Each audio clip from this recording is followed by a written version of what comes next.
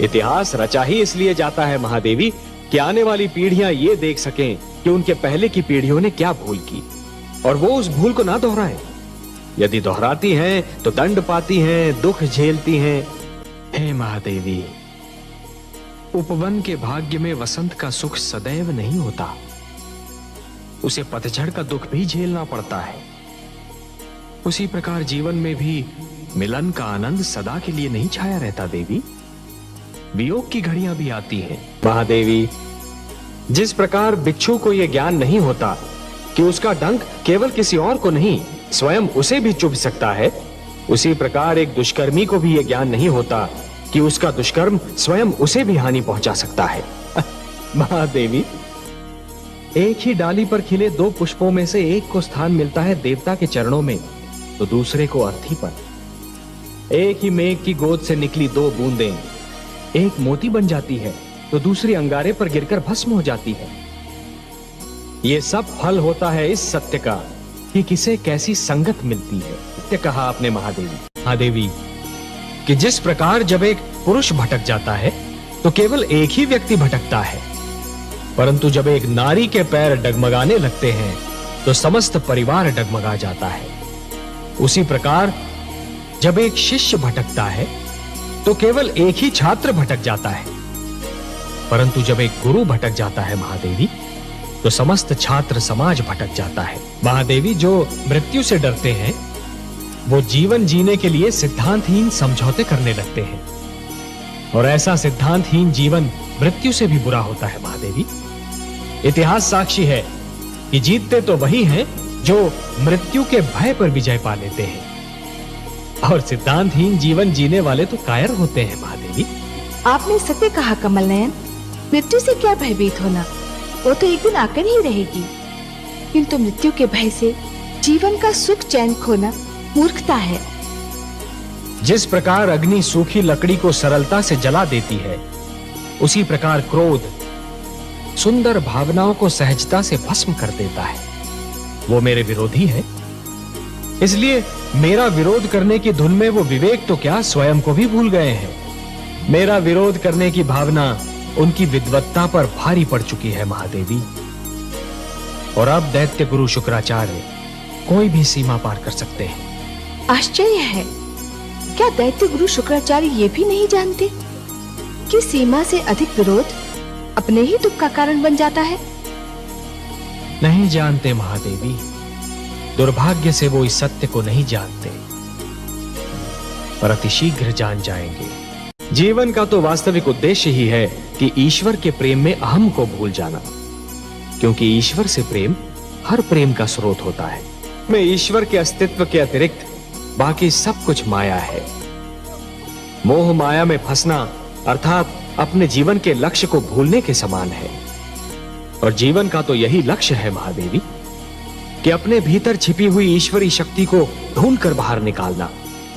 जिस प्रकार मरुस्थल की रेत दूर से जल के समान चमकती है, परंतु निकट जाकर ही यह ज्ञात होता है कि वो तो सूखी रेत है, जल नहीं, उसी प्रकार हर मोह निकट से केवल एक भ्रम सिद्ध होता है महादेवी।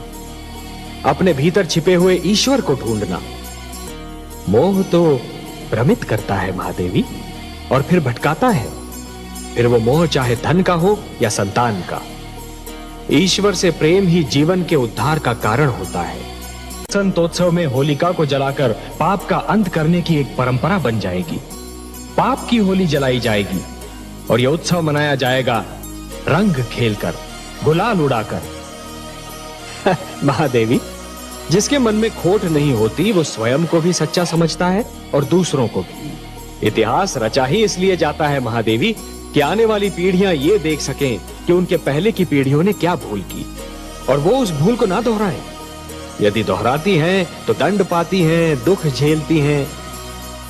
क्षति पहुंचाने वाले को दंड देना तो बहुत सरल है, पर उसे क्षमा करना बहुत कठिन। और जो क्षति पहुंचाने वाले को क्षमा कर सकता है वो तो पूजनीय है। यदि रोने वाले के साथ कोई रो दे तो वो व्यक्ति श्रेष्ठ कहलाता है महादेवी, महान कहलाता है। दूसरों के दुख को अपना दुख तो केवल वही व्यक्ति समझ सकता है जिसका हृदय दर्पण की भांति स्वच्छ हो। इसलिए मैं बार बार यही कहता हूं कि कभी किसी को किसी का बुरा नहीं सोचना चाहिए, क्योंकि जो भी व्यक्ति किसी और का बुरा सोचता है अंत में उसका भी बुरा हो ही जाता है। जो भी व्यक्ति ये समझते हैं कि ये तंत्र मंत्र, ये सर्वनाश और अंधकार की शक्तियां केवल किसी और को ही क्षति पहुंचा सकती हैं, तो वो उनका भ्रम है। सत्य तो ये है महादेवी कि जो ईश्वर के सच्चे भक्त होते हैं, जो स्वयं ईश्वर पर संपूर्ण विश्वास करते हैं, ये तंत्र मंत्र की शक्तियां उनका बाल भी नहीं बांका कर सकती। इस प्रकार द्वेष और घृणा का मारा व्यक्ति पड़ोसी के घर को जलते हुए देख ये भूल जाता है कि उसी अग्नि की लपटें स्वयं उसका घर भी जला सकती हैं। उसी प्रकार जो व्यक्ति तंत्र मंत्र में विश्वास करता है, वो ये भूल जाता है कि यही तंत्र मंत्र की शक्तियां स्वयं उसका भी सर्वनाश कर सकती हैं। सत्य तो ये है महादेवी कि स्वयं मैं अपने भक्तों के वश में हूं। अपने प्रेम से, अपने विश्वास से, अपनी भक्ति से और अपनी श्रद्धा से मेरे सारे भक्त बार बार मुझे उनकी सहायता करने के लिए विवश करते रहे हैं और करते रहेंगे। और मुझे अपनी इस विवशता पर कितनी प्रसन्नता होती है, इसका मैं क्या वर्णन करूं महादेवी, इसका मैं क्या वर्णन करूं महादेवी। कि जिस प्रकार जब एक पुरुष भटक जाता है तो केवल एक ही व्यक्ति भटकता है, परंतु जब एक नारी के पैर डगमगाने लगते हैं तो समस्त परिवार डगमगा जाता है।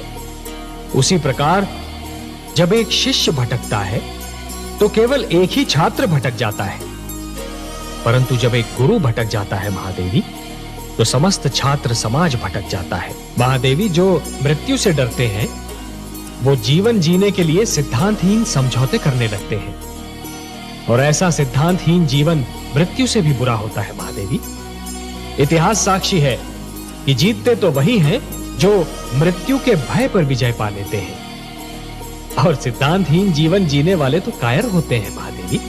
आपने सत्य कहा कमल नयन, मृत्यु से क्या भयभीत होना, वो तो एक दिन आकर ही रहेगी। किंतु मृत्यु के भय से जीवन का सुख चैन खोना मूर्खता है।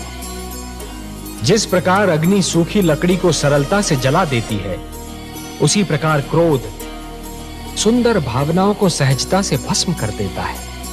वो मेरे विरोधी है, इसलिए मेरा विरोध करने की धुन में वो विवेक तो क्या स्वयं को भी भूल गए हैं। मेरा विरोध करने की भावना उनकी विद्वत्ता पर भारी पड़ चुकी है महादेवी। और अब दैत्य गुरु शुक्राचार्य कोई भी सीमा पार कर सकते हैं। आश्चर्य है, क्या दैत्य गुरु शुक्राचार्य ये भी नहीं जानते कि सीमा से अधिक विरोध अपने ही दुख का कारण बन जाता है?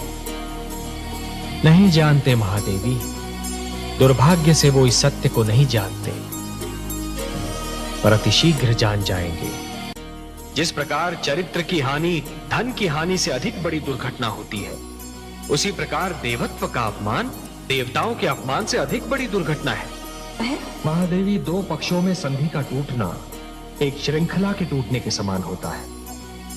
एक कड़ी टूट जाती है तो कड़ी पर कड़ी टूटने लगती है। महादेवी, मोती जिस डोर में पिरोए हुए होते हैं, यदि वो डोर ही टूट जाए